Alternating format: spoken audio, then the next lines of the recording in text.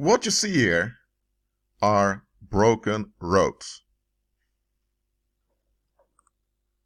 Here you see that it's smashed here and there. So it's very dangerous to travel upon this road with a vehicle. This is probably by some earthquake. Just look at this. Broken into pieces. Similar to this one over here. Oh, this not only is this road here broken and defect, now there's rain, so it's extra dangerous. Or look at this one. Not sure where this go to a war, where this was made in a war zone, or in any case, these things are dangerous to the infrastructure. Every country needs to have a stable infrastructure for the economy. Why? Because goods and services need to be transported. So if the roads aren't well, you have a problem. Even people who want to visit relatives or they need to do their business daily, they need to have good infrastructure. So this is an abomination. This is quite dangerous. No country, or better said, no population should tolerate this. But what if, and I'm going to give an example now, what if you live in a country? Oh, hold on, before I continue, just look at this one. This is a worse thing, because at least on these ones over here, you can move around to some extent. But this one, where's it again? About that railway. I just shown you a broken railway. And a broken railway is quite dangerous because... Now let me do it like this.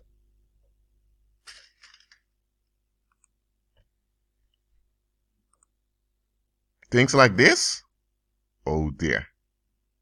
Fatal. These things will lead to fatal accidents. These are things you should never, here's the image, you should never tolerate as a population. But what if you have a country where there's a lot of these things going on? Broken infrastructure. And the population, after years of accidents on the roads and on the railways, there are still defective railways and defective roads. Some would say, well, their shit is because it's a third world country. There isn't any money for it. But then you look at the tourism industry, and that country receives a lot of tourism. So there's a lot of income due to tourism. And you also realize that the textile industry of that country is also a great source of income for the nation. So you realize that there is money. There are workers because there are enough young men to do the work, so they don't need to import workers from overseas. And even if they needed cheap labor, there's enough cheap labor available because there are a lot of migrants that are willing to work for low wages seasonally in that region. So you look at the context and you realize, hold on a minute, there is money, there are workers available, there's even cheap labor available onto them. And it's obvious because there has been many fatal accidents past years. Why is the infrastructure still defect? The only explanation for this is that the people prefer to have a dysfunctional infrastructure for some benefit that they get out of the situation. Let me give an example. Let's say you're in Amsterdam or you're in London or any major city. And suddenly this man gets out of the car naked and he begins to scream, then he begins to sing and he begins to dance and run around crazy. Are people just going to look at it and be amused and continue doing whatever they do? No. People will become very uncomfortable and they will call the police. And if there's no police around, there will be people trying to capture the man to keep him quiet. Why? Because a naked man running around like crazy, people will not put up with it. especially if there are children around. They wouldn't tolerate it. Or if you have a man beating his wife in public, especially then people would say, oh, hold on, sir. Violence against women, we don't tolerate this. So when it comes to violence against women in public, people know what to do. When it comes to someone being mentally ill, when someone is in a psychosis and they are running around naked, people know what to do. They don't even have to receive instructions. But those same people tolerate that their infrastructure, which is a primary necessity of their nation, is defect, knowing about all the fatal accidents that happened and are still happening. That is because that population is in denial about something. There is some benefit they get out of that bad situation. That's why they don't want that bad situation to disappear. It can be that due to the broken infrastructure, the people at the Caribbean shores of that nation don't become as rich as they should. Because in every country, the cities or settlements close to the shores are the ones that will benefit the most when it comes to trade.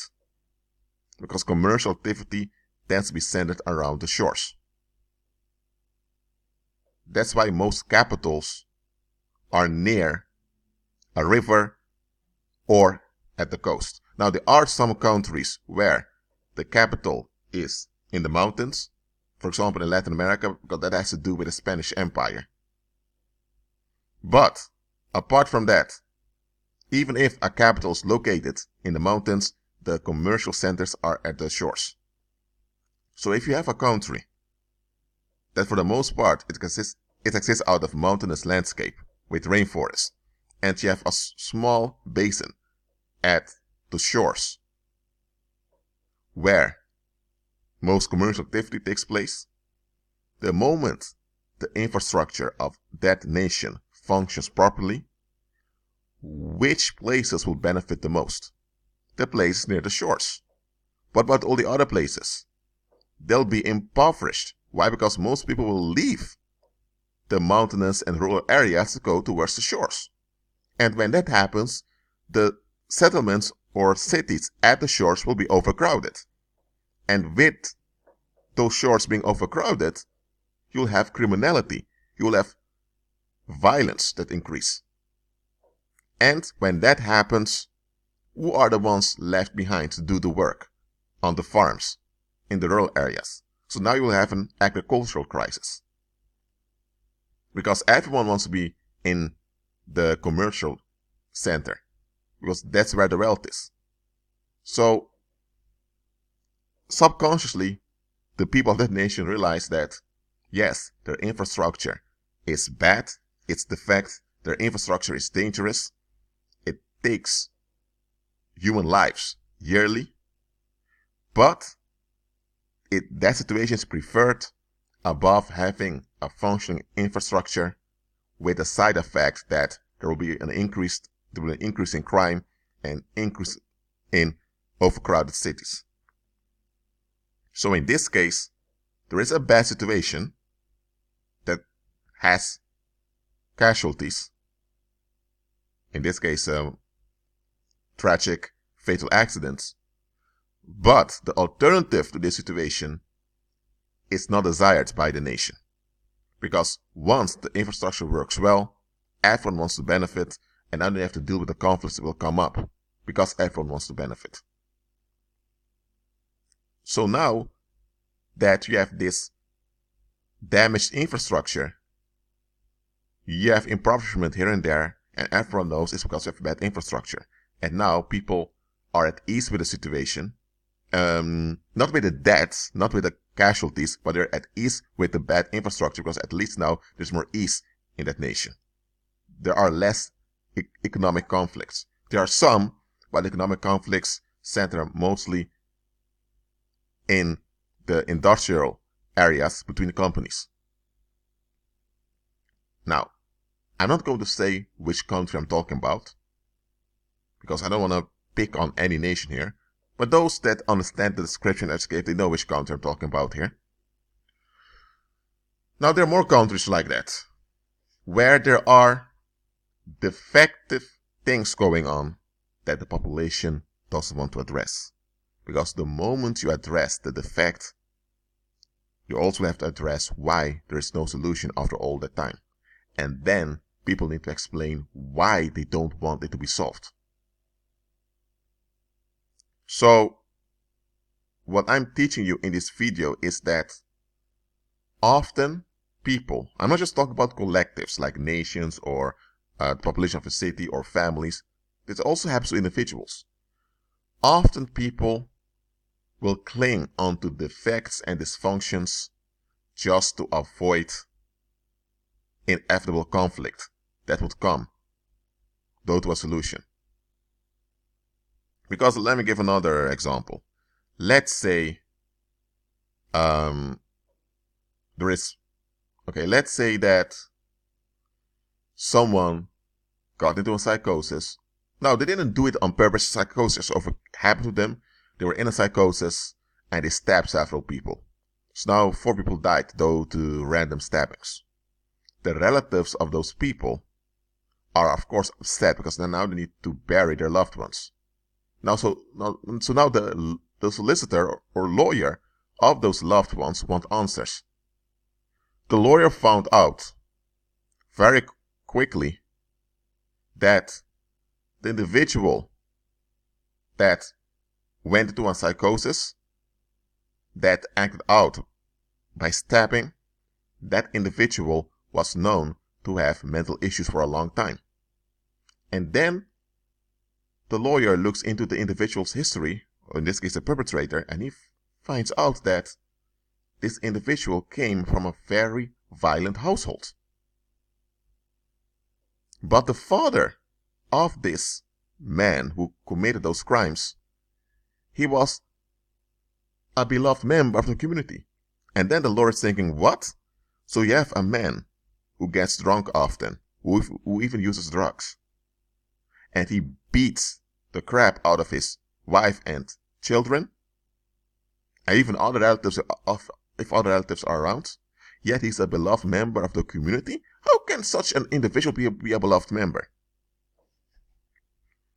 Now, very quickly the lawyer finds out that the community neglected their responsibility towards one another.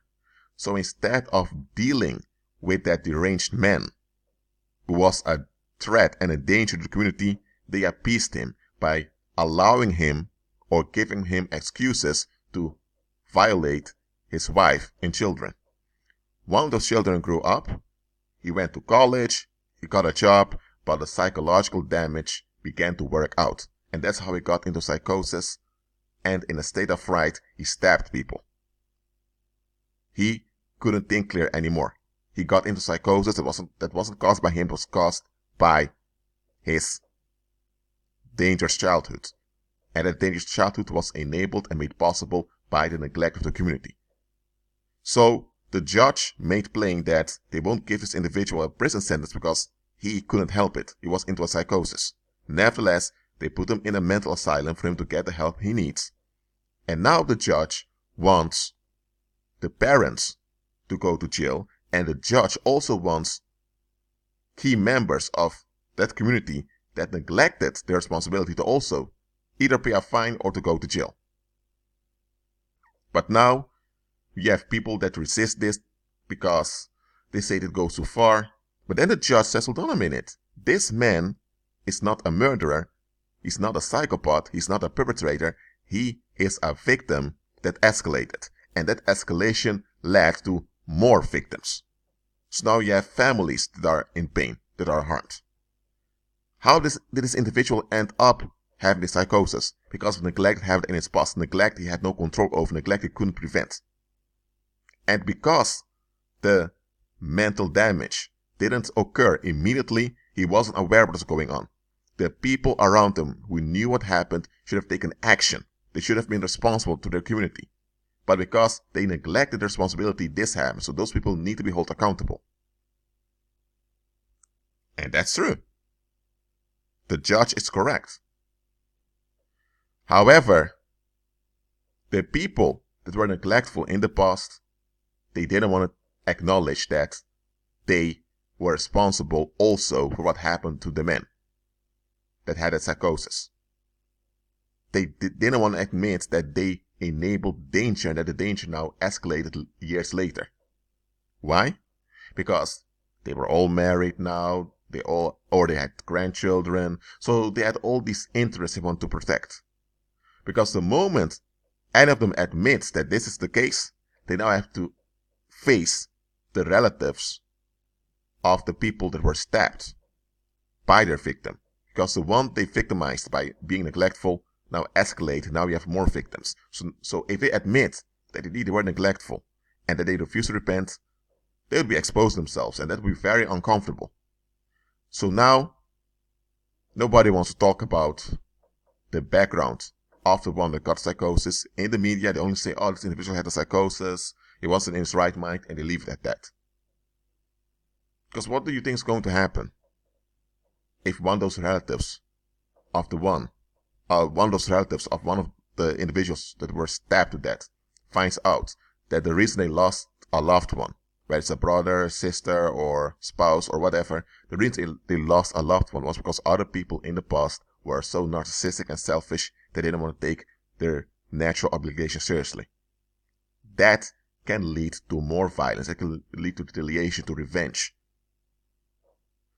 So, mainstream media, as well as authorities, only say this was a deranged man that acted out those knife attacks. They won't give the context, because the moment they give the context, they need to admit that there was a defect going on that people preserved.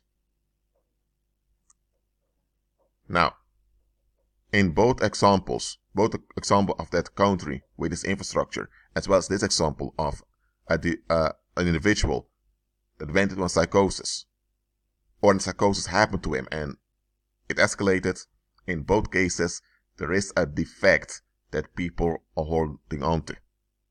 Why? Because the moment they need to admit that there's a defect, they also will acknowledge that there needs to be a solution. And then they need to admit that for a long time the problem was ignored. Why was the problem ignored? What was the benefit of ignoring the problem? So you will face conflict on your way to the solution. And often people don't want solutions because a solution implies that you need to admit that something is wrong. And admit something is wrong means that people are responsible for what is wrong.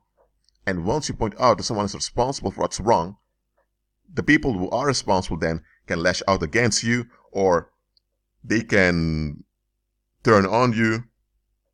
So often people, to remain at ease, to get relief, they will put up with a defect or a dysfunction so that they don't have to face themselves, whether as an individual or as a community.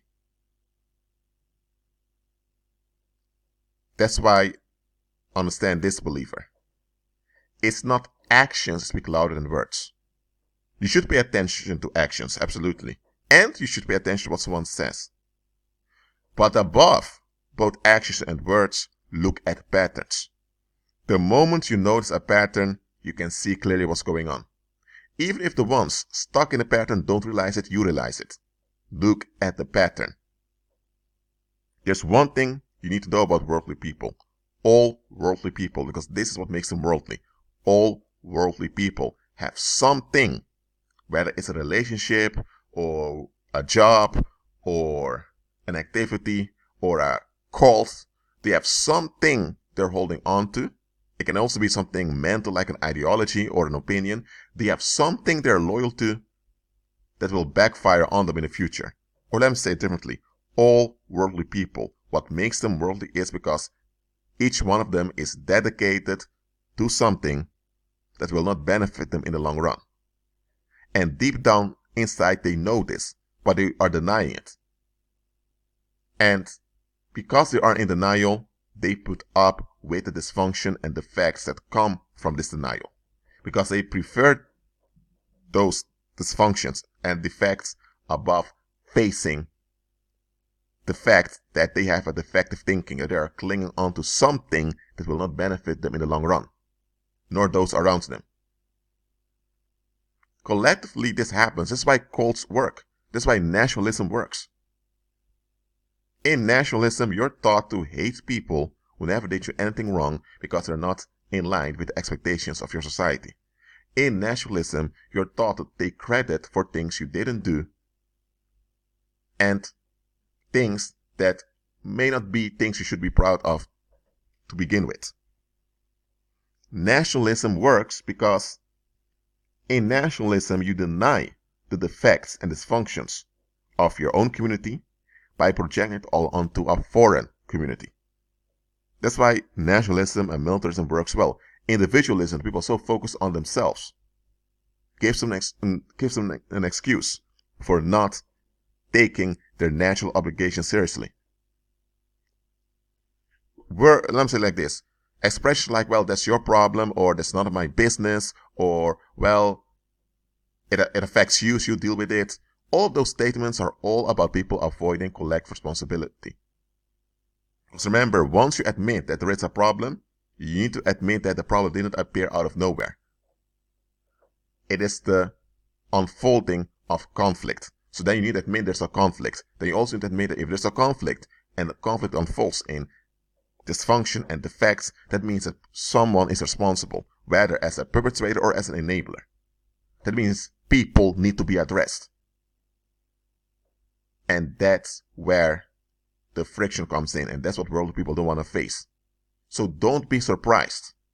Do not be surprised when you encounter defects and dysfunctions in society that nobody wants to address, even though it's into their face and obvious. For example, if you have a place where many people jump before the train to commit suicide, some would say, well, it's just once in a while someone is suicidal, but if it happens over and over again, and it kind of becomes a routine that every week several people jump before the train, it causes train delays, it causes trauma to the individuals that need to clean up the railways because they're the ones that will have to see the corpse.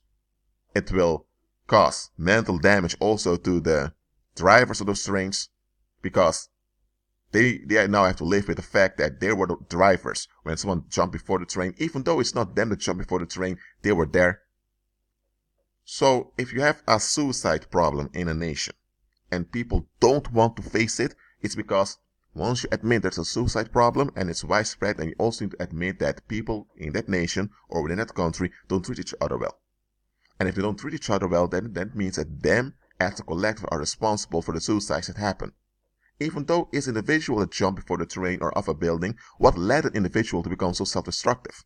Because every human being has this design in them to get away from danger. That's your fight or flight response. You also have an inner radar as a spirit being. And even people who are very depressed want to remain alive. So for someone to become suicidal, there must be a lot that went on before it.